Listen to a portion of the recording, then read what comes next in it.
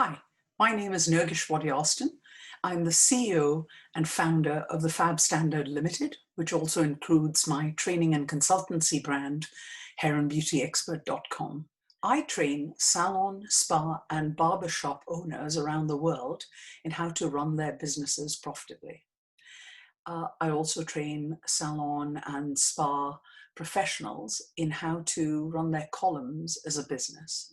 I believe that if a business provides exceptional customer experience, delivers a good product at a fundamental level, does it in a timely and friendly manner, most importantly, is a knowledgeable expert. I teach all aspects of leadership, and I encourage people to take control of their business at whatever level they function in a salon or a spa. My contact details can be found at the end of this video, and I look forward to hearing from anyone that requires my help. Today, my conversation is with the wonderful Robert Soutar, who runs his own coaching and mentoring business called the Salon Consultant. He will be joined by the delightful Julie Eldrett, who of course runs her own customer care consultancy via Julie Eldrett Consulting. Hello, Robert and Julie. Thank you for joining me today. I really appreciate that you're very busy and you're giving me some of your precious time. How are you both? Yeah, we're good, thank you. Good stuff. Yeah, all good here, Nergish, yeah. Wonderful, Robert. Thank you very much for joining me. I'd like to jump right into the conversation, guys, if that's okay with you. Robert, I'd like to start with you first, if that's okay, please. I've known you for a very long time. I know that you've got a lot of information to give salons that help their business. What I would like from you today specifically, because I'm going to keep us to certain topics that I think are important. And one of the things you've always talked about, and you've been very passionate about this, Robert, is the fact that people don't fully utilize the customers walking in their doors. And some of the times you've actually said it's down to just a little calculation. And if you wanted to see the amount of money you're losing that you could gain in your business, it's a simple little calculation that you have to do. And you've been very specific about it for many years, and I know it's made a lot of sense and it's helped a lot of businesses. So today, I'd like to ask you a question, and I'd like two examples from you, basically, that are very practical. What can a manager concentrate on today to make sure that when a customer comes in, that they're either utilizing every little resource they have, every little service that they have, or is there an aspect of their business they haven't thought about that one simple calculation will show them just how much they're losing out on? So I shall leave the rest of the talking to you now, Robert. Where would you like to start us off? Well, first of all, what I would like to say, I would always ask a salon a couple of questions. Right. So the first one would be, do all of your clients have 100% of your clients have 100% of your services? And we know what the answer is. So the answer is no. Definitely not. Because I would say the ideal client could have a pre-color treatment, color treatment, post-color treatment, have a haircut, and buy shampoo, conditioner, styling products. So that's seven services or 7 products. Yes. So that's the first question, and we know the answer is no. Second question is, are they aware of all of the services that you have to offer? And again, the answer is no. And there's a reason behind that, and this is my opinion, but the reason behind that, I think, is because hairdressers in general don't talk to their clients enough about all of these other services. Right. So they'll talk about loads and loads of other things, but they should be talking about or making the client aware of what's available. So if it's, people always say to me, oh, but the staff don't do this and don't do that and so on. Well, if it's a situation where the staff don't do something, take it out of the staff's hands. And right. The simplest way to do that is when a client, say for instance, the client is having colour. So she's had the colour applied, and what she's doing for the next 45 minutes is literally watching paint dry. So what's sitting in front of her on the dressing out tables? There might be products, that blah blah blah. There might be any old nonsense. But sure. What should be in front of them, if it's a client's having colour, there should be some sort of point of sale material or mirror cling that says to help your colour last 3 times longer, blah blah blah. Ask your stylist for details. Because then what you're doing is you're forcing the stylist to talk about it. But before that, we've got to make sure that the stylist knows what they're talking about as well. So if I'm saying to you, you've got 5 colour clients in today, as an example. Okay, how many of these clients will have a pre-colour treatment? Oh, none so far. How many will have a post-colour treatment? Oh, well, none so far. How many will buy the proper colour aftercare, shampoo, conditioner, styling product? Oh, well, maybe 1. I said, well, why don't the other 4 buy then? And if we can ask that question and then come up with a solution, then it should have a massive impact on the Agreed, Robert. But can I interrupt here? Because I'd like to play devil's advocate from the salon owner that's listening to this. Yeah. You know, a lot of the times the fear is that they sound like they're selling. I think it's that if we can counteract that, and I can see Julie nodding here completely because I know she's agreeing.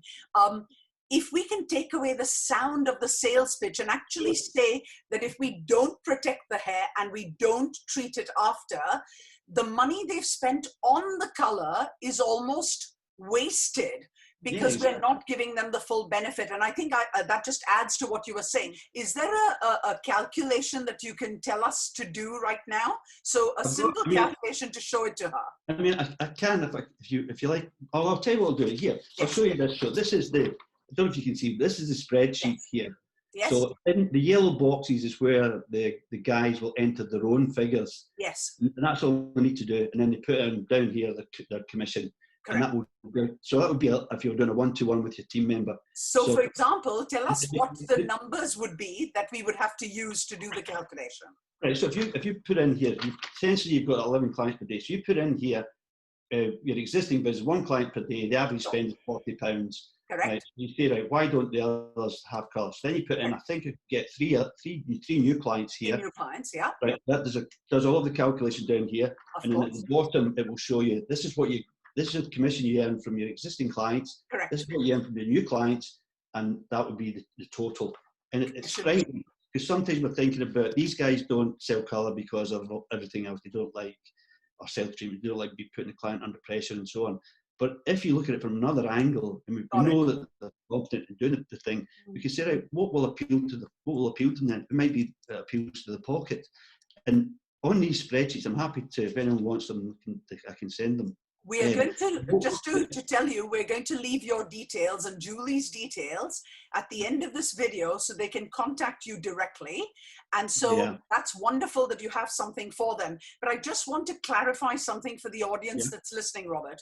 So it's taking the current number of colors that they're doing, then projecting how many they could possibly do realistically, not ridiculous, pie in the sky material. So if they're currently doing out of their, say they're seeing 8 customers a day, and they're currently doing 2 colors out of that. So then project, if they did 3, how much would that affect their commission? And the bill they would need would be the average bill to be able to work that out. An average bill. Another good thing, though, Nergish, from a salon's point of view. So say, for instance, in this scenario, that salon is working just at break even. So they're paying the bill, they're paying salaries and everything. So for every £100 over and above they bring in, they're going to make 65% profit on that £100. Because they're only paying 10% for stock as a national average, and maybe 25% for commission. So they could have done tens of thousands of pounds on colour before, but they've not made any money. Well, they've kept the door open. But for that £100 alone, they've made 65 quid. Then you multiply that times the number of stylists. Times days in a week, times months in a year, and so on. It's there. It's simple. And the tool is so simple that you can't go wrong. All you have to do is put your own figures in the yellow boxes, and everything will be calculated for you.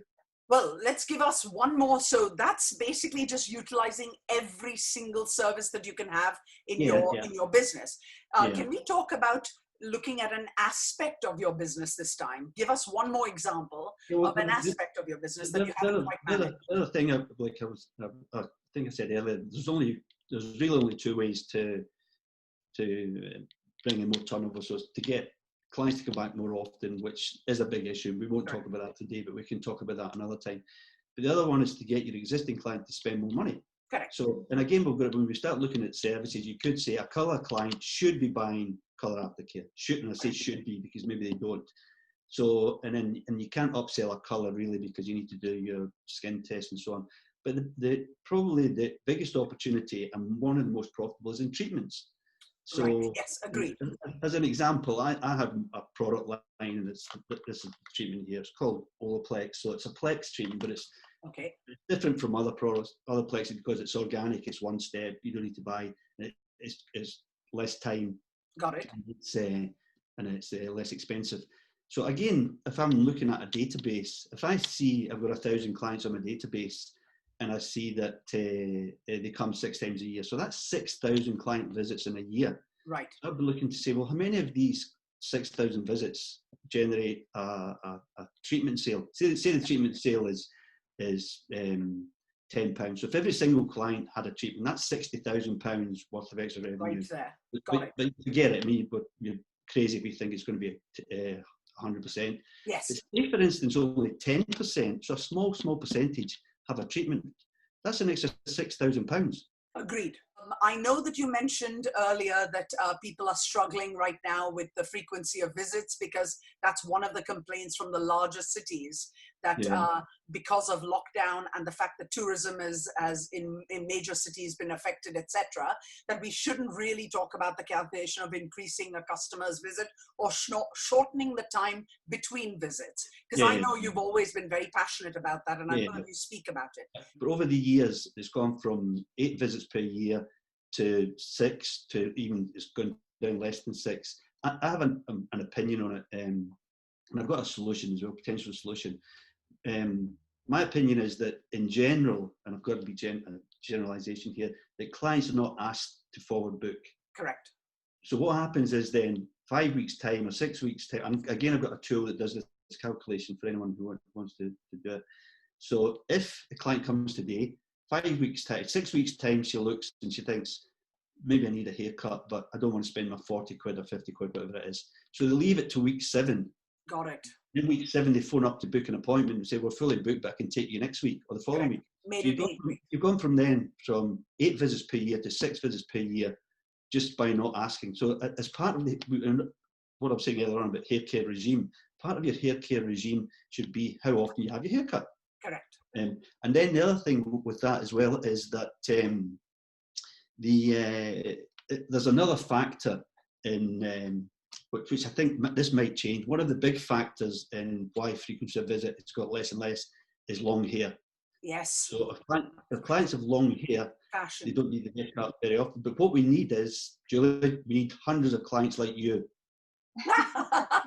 Because you get short, and hundreds of clients like me, because I would have my haircut. If my wife wasn't a hairdresser, I would have this haircut every 4 weeks. So again, to consider, this is something that I talk about, consider what percentage of your database are gents. Because gents are potentially a better customer for you than the ladies. Because you're going to see that gent 12 times. That's 12 times in a year, 12 opportunities to sell them something, or don't sell, but 12 opportunities for them to buy their aftercare regime and so on and so on. So that'll take me nicely into what I've asked Julie Eldrett to do. She's been sitting there very respectfully and very quietly waiting her turn. So Julie, I thank you for that. And we'll come back to you, Robert, in a moment. Yeah. So Julie, this should bring us actually very neatly into what I know you to be superb at. I mean, you know, behind your back, I call you all kinds of names. One of them is the Queen of Customer Service, right? It's always very pleasant, I assure you. But I have to say, Julie, one of the things that you've been exceptional at, and, you know, just by your nature, it comes to you naturally. I have to say this, I don't think it's a learned thing with you. And something that Rob has just said here, that makes perfect sense to me and will to you, is that he says that we don't, in fact, rebook our business. Now, I know that today I invited you to speak about 3 areas of customer service that in the UK and the Republic of Ireland, I'm going to say that we don't do exceptionally well. Now, I'm willing to take that hit because I do believe our customer service is not as effective or as professional as it can be, and consistently. So that means that not everyone in your business is delivering it. Mm-hmm. And of course, we all know that customers going forward, as business has predicted, that there's going to be a slowdown. If we are not the best at delivering customer service, we are not going to stand out of the crowd. And therefore, there is less reason to shop with us. And that I think people have to get used to. They're going to have to stand out, which is your area of expertise. So let's go to this and talk about this. Robert has mentioned that people aren't actually booking their customers back. I wanted you to give us examples. One example of where a receptionist does not deliver great customer service, that they can actually impact the business by doing this better. One way that a salon professional, be they a hairdresser or a beauty therapist or a nail technician, what are they not doing in order to bring the customers back? And one topic where managers are not actually delivering the best level of customer service.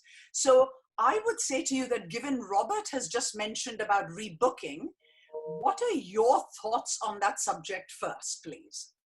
Oh, I'm absolutely, totally in agreement. I'm really excited because that is one of the main things I talk about. Fantastic. We can go straight on to reception if you wish, or I can... That would be great. I'd love that. Okay.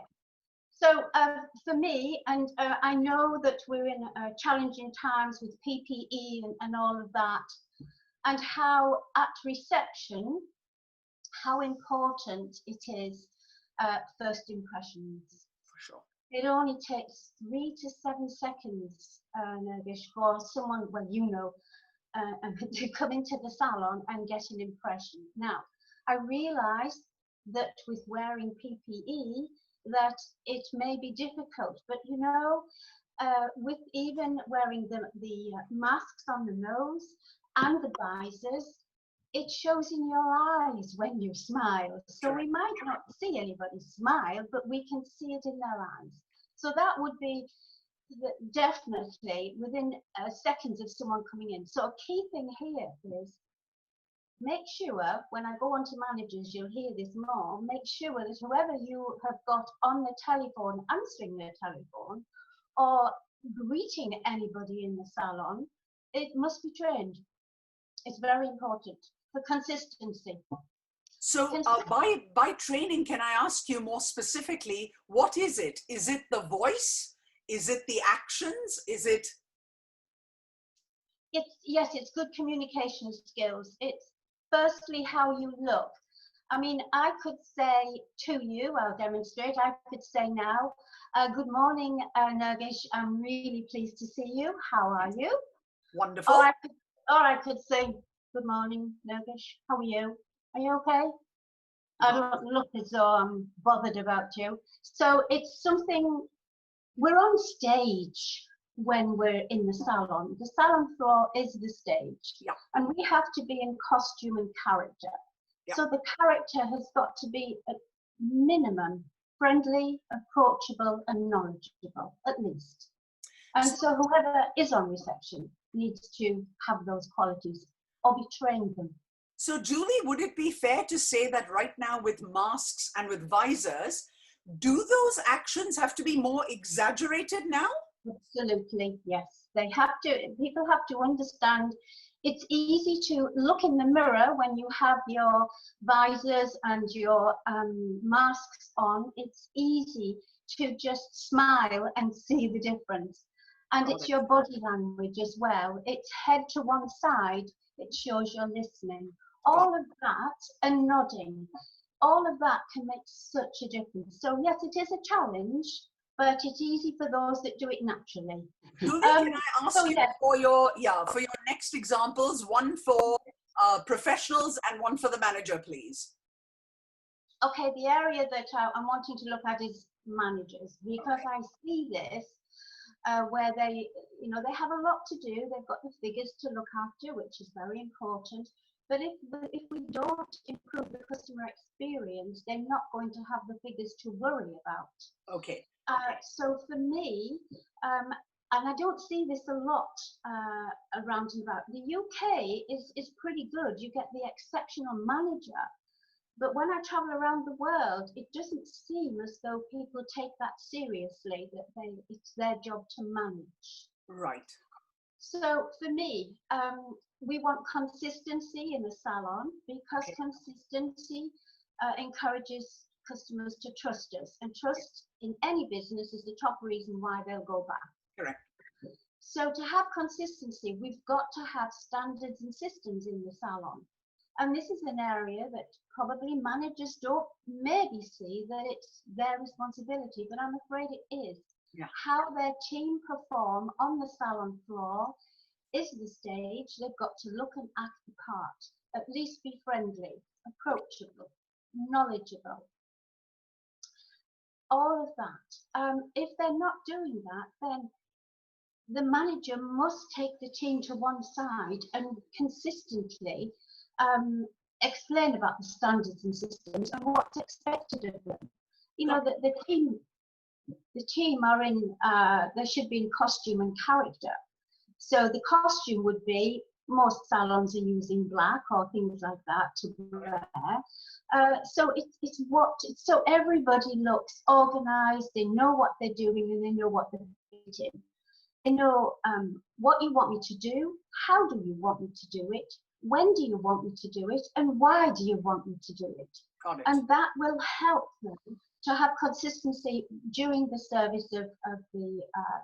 Now, the thing about the manager, this is where the area that I have a concern about. They don't think it's them that should be doing this neither.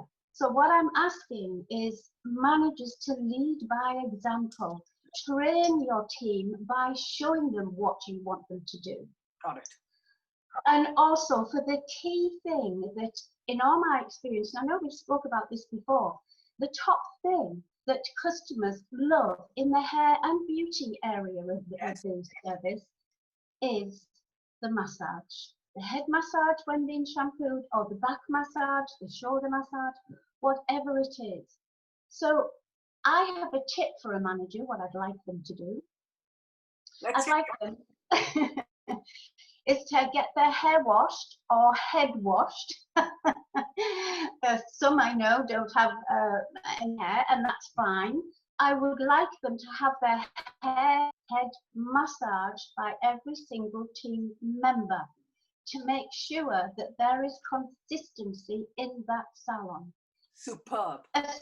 If that's what customers really love. We're missing so many opportunities. And we're also missing lots of opportunities for when we're doing our consultation to talk back to the customer about what it is they mentioned. So that actually brings me nicely onto hair and beauty professionals. Great. If I may. Okay? Yes, sounds good.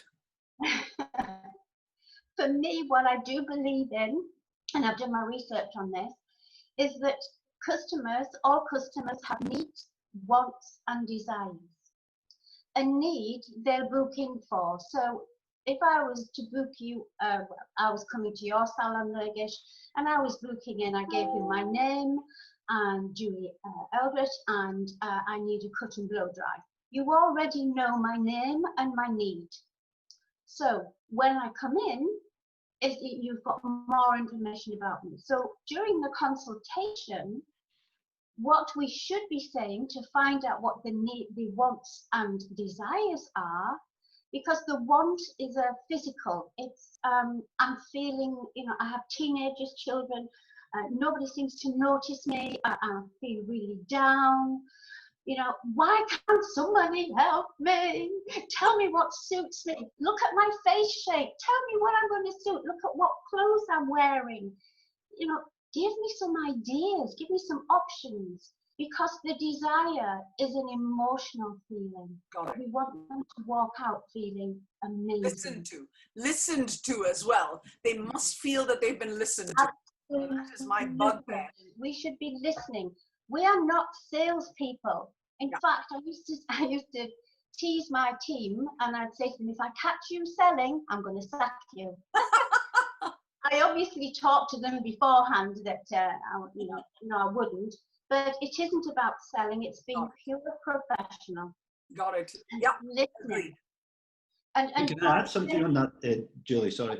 I think that's brilliant. I mean, I did a session for one of the biggest groups, and even the guys who were the artistic directors and so on were told to come along. And I opened up the session, just a 2-hour session in the morning. This was all around the country. And the first thing I said to them was, I don't want you to ever sell a shampoo, a conditioner, or a styling product to your clients ever again. And it was like the weight was lifted off the shoulder. Exactly. And then I said, the reason I'm saying this is because your client doesn't want to buy a shampoo, a conditioner, a styling product. What they want to buy from you is the solution to their problem. Correct. As soon as you do that, it's like, I never really thought about it like that, you know? You just go. For me, it's take the fear away. Yeah, so all salons, take the fear away of selling, because we're not salespeople. Got it. Fantastic, great advice. What we've got, what the UK has coming to us next is Brexit after this lockdown. And I have to say there are some towns deeply concerned about the impact it's going to have on them, because there are some key employers in those towns that are now going to have to move away because Brexit means that they're going to have to be able to trade in Europe, and they're going to have to relocate. So, Robert, can I come to you firstly? How does a business that maybe is in a town where a key employer is going to leave that town without jobs? And I'm not talking, in some cases it's reported it's between 3,000 and 6,000 jobs at a time that will be lost in a particular area. What do those and the neighboring towns that feed from those customers that live and work in that environment, what can those businesses do to start looking forward and preparing? Just one point, Robert, because we're running out of time, please. I think that, well, what I would say, if you do nothing, there's the old saying, if you do what you've always done, you get what you've always got. Yep. So the key thing for me would be that there will be casualties. I think we have to be honest about that. Yes. But if you don't reinvent yourself, then you will be one of the casualties. Correct. So you've got to look and say, how can I, if I lose some customers, how can I attract new customers? What do I have to do? Social media plays a big part in that. So whether it's Facebook, Instagram, or whatever, but stretch your net wider as well. Because if you're saying, if I draw my clients from a certain catchment area, can I go further out of that catchment area? How many miles will customers travel? And a good example, we did this years and years ago with a group in Gloucester, and we looked at the demographics of where their salon was, and in the demographics of where the salon was a higher rate of unemployment than some other areas of the country. There was a lot of older population and so on. So I was saying to these guys, if you target that as your catchment area, these are not the clients you want. So you have to look and it would be the next town or something, and that's the perfect demographic. So if you know, we've got clients who travel here from 20 miles away, well, that's where you target. So I would say reinvent yourself would probably be my great point. Words of advice. Thank you. Yeah. And if I could come to you, Julie? Yes, well, for me, I would be saying do some research. Yeah. Especially if you're not in a major town, major city. Yeah. Do your research, find out around your area, where a customer can travel back to you. Find out which companies are moving regarding Brexit or closing altogether. And again, on social media, different ways that they can then invite people to come talk about what you do, explain how customers are very important to you, and we have standards and systems in place for consistency. We would love to welcome you. But I love your point. Your key point here is that make sure you know which businesses are possibly going to close. Yeah. Because then you'll be able to estimate how many job losses there will be. Okay, well, I have to say preparation is key. You're absolutely right. And as an industry, I think we are going to have to start looking at let's start preparing rather than reacting to what is going to happen. And I think the more prepared we are for this, the better the result for us. Absolutely. The more we can deal with it. Can I just say that I've got all your details coming up after this, so people can contact Rob for the sheet that he's promised and the calculation that he's promised. And Julie, of course, they can get in touch with you for any of their training requirements. So be rest assured that the audience has that. And to say, Julie Eldrett and Robert Soutar, thank you so much for your time and your knowledge. Thank you for the invitation. It's been a pleasure. Don't forget to like this video, subscribe to this channel, hit the notification bell, and you'll get to see every conversation with every expert.